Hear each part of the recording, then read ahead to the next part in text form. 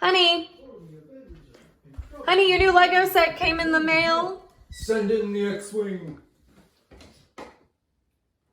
Hi. Honey, don't you think it's time for us to get some shelves? What do you mean? She was right. I needed some display shelves for all the Lego piling up. So I went online and found the Fjällinge on Ikea, which has a simple adjustable design, but it was too expensive to get 2 shelves delivered and too far to pick them up. So in underfunded fashion, I just decided to build my own, loosely basing my dimensions off the Fjällinge, but using wood instead of metal. The frame would be 74.5 inches tall, 48 inches wide, and have a total depth of 13.5 inches, while the adjustable shelves would be 11.5 inches deep, with attached backing to strengthen the overall structure and to keep them from sliding as they fit into any position in the frame. Once I was happy with my design, I needed to get some wood that would be lightweight but a little stronger than pine. So I went down to Lumber and Craft, my local woodworking supply store in East Tennessee, where they had all kinds of kiln-dried hardwoods. The crew recommended I go with poplar, which they surfaced down to 1 1/8 inches thick on their planer, and then ripped to 2 inches wide on the table saw. This gave me everything I needed for the frame and shelf backing pieces. Because I was making 2 shelf units, this included 8 pieces a little over 7 feet long for the posts, 8 pieces a foot long for the post connectors, and 12 more pieces just under 4 feet for the shelf backs. So about 110 linear feet in total. Now it was time to start working on the wood. I picked up some wood filler at the hardware store for about $5. Since I was using common grade poplar to cut down on costs, I knew there would be some defects in the boards. So this was an easy way to fill any cracks or knots in the wood. After using a putty knife to make sure that all of the voids were covered, I waited about 10 minutes to let it dry before gently sanding off the excess putty. In hindsight, I should have sanded the pieces up to 100 grit or so, and then filled the voids with putty before one of the final grits. But it worked out just fine.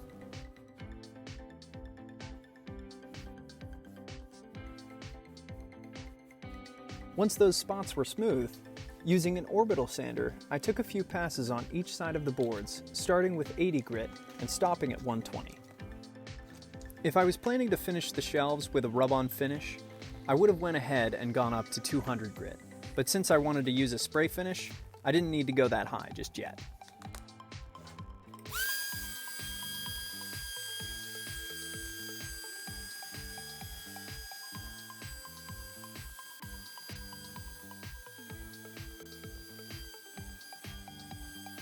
After sanding all of the framing pieces, I cut 8 of them to 75.5 inches for the posts using a miter saw.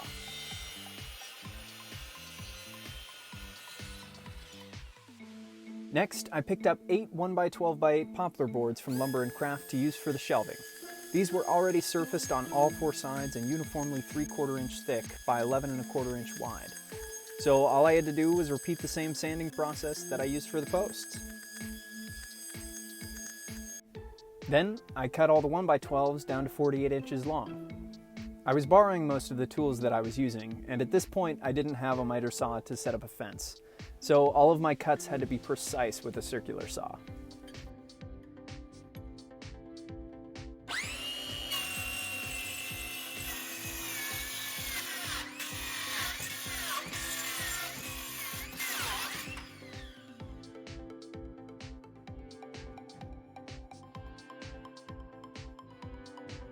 Now that they were all the same size, I stacked up the boards and clamped them together to make sanding the edges a little easier and more uniform.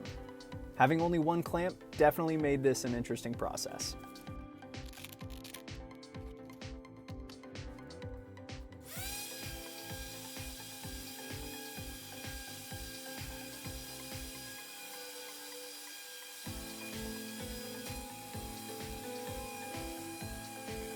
Next, to make sure that the braces I put on the back of the shelves would fit snugly between the posts, I lined up 2 offcuts from the posts on the edge of a board and marked where it would need to be cut.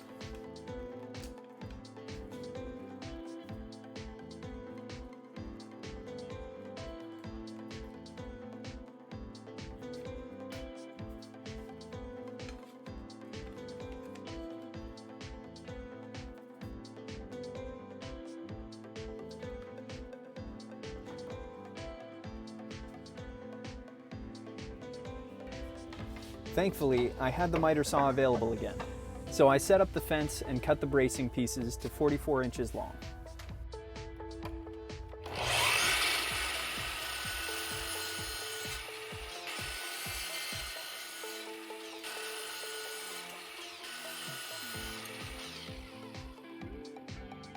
At this point, everything was cut to size, so I needed to prep all the boards for painting. Since I was planning on painting with a lacquer-based finish, I had to use a sanding sealer with the same base. Home Depot had some Varathane sanding sealer for $25 a quart, which seemed to work well for this. But I definitely ended up needing a few quarts to cover everything. Once all the pieces were dry, I sanded them with 220 grit sandpaper. Probably ended up using 2 discs for every 3 boards. There was a lot of sanding for a total of 50 pieces.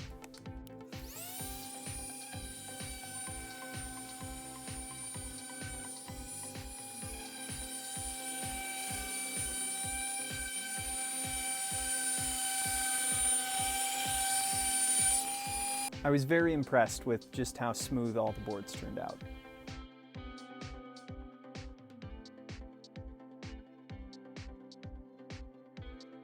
Now it was time to spray all the boards with a lacquer-based paint.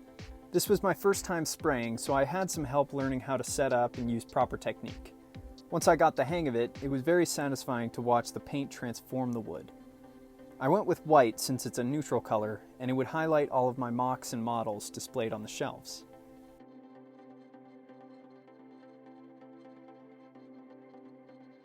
Next, I mixed up a clear matte finish conversion varnish to spray a thin protective layer onto all of my pieces.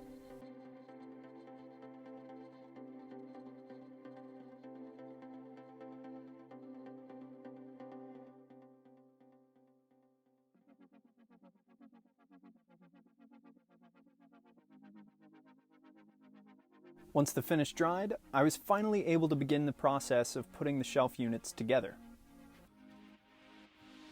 For a seamless look, I pre-drilled pocket holes into all of my pieces using a Kreg jig.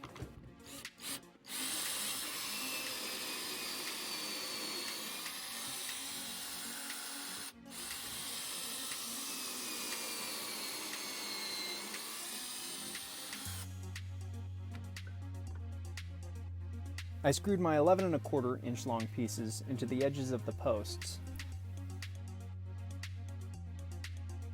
and then screwed a board to the top and bottom to add width to the frame. To attach the braces to the frame, I used the Kreg jig again to drill 4 holes into the bottom of the boards.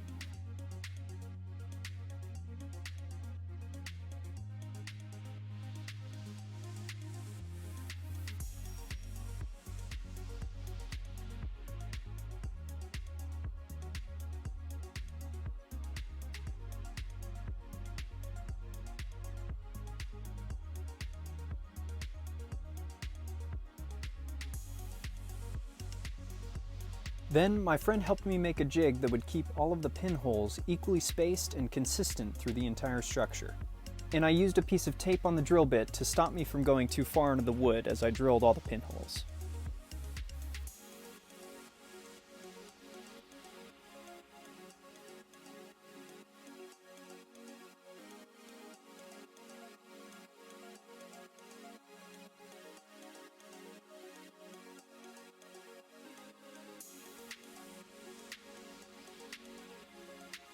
When I finished that first section, I wanted to make sure that the pins fit snugly into the frame.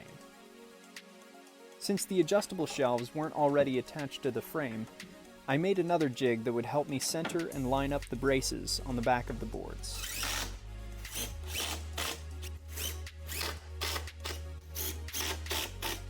It was pretty funny to build things to help me build other things to display the things that I build. But everything worked out well. Just as intended, the shelves were perfectly adjustable, yet strong and sturdy. All that was left was to set them up in the office.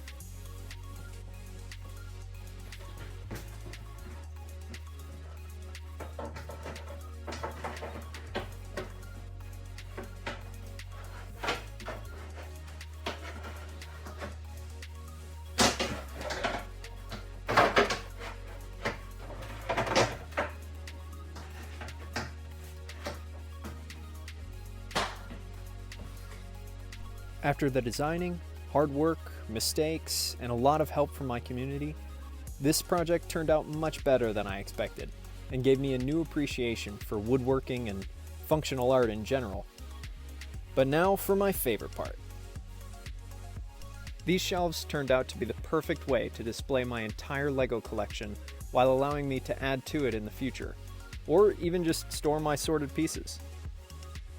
And the best part is, I can just make more shelves if I need to, seeing as I don't plan to stop playing with LEGO anytime soon.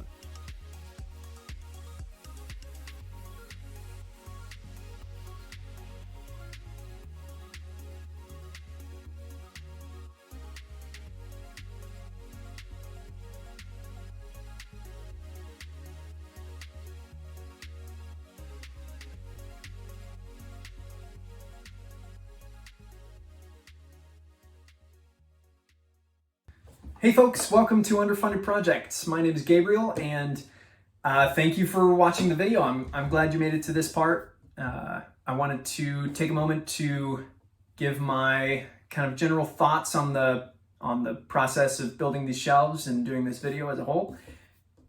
Obviously, this is not a normal thing that I do. I'm usually doing Lego mocks and models, and it's usually the finished project, not the whole process of making stuff, certainly not woodworking. So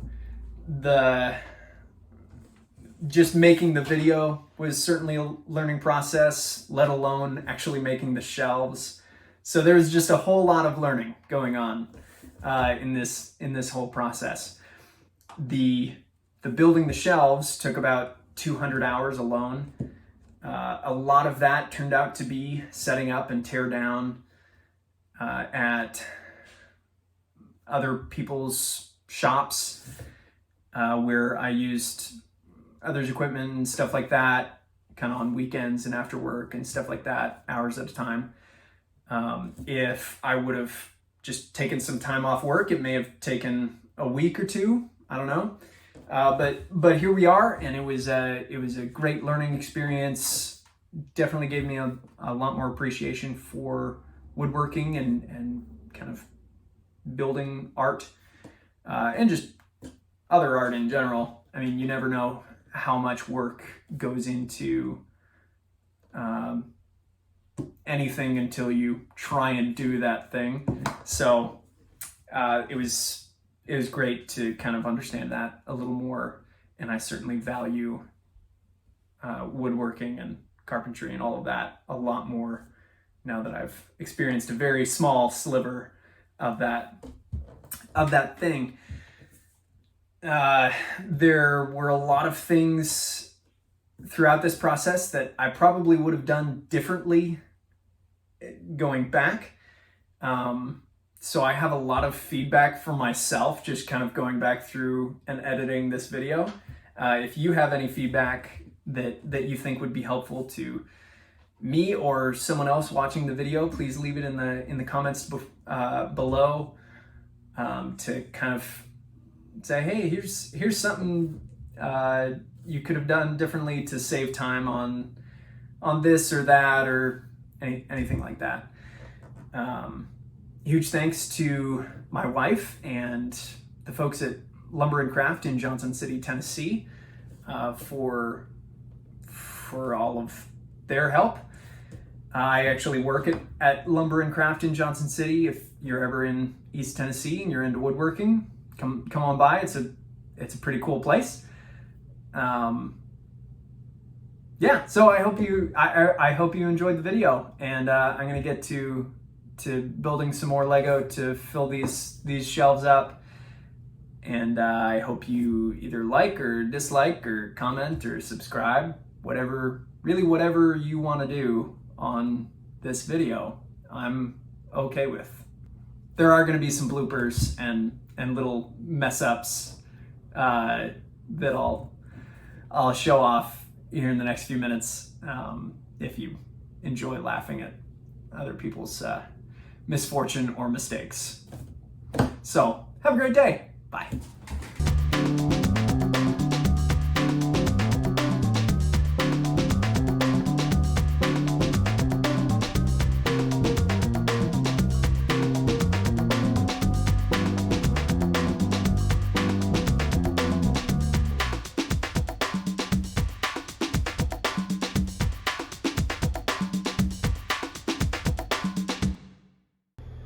making a jigs.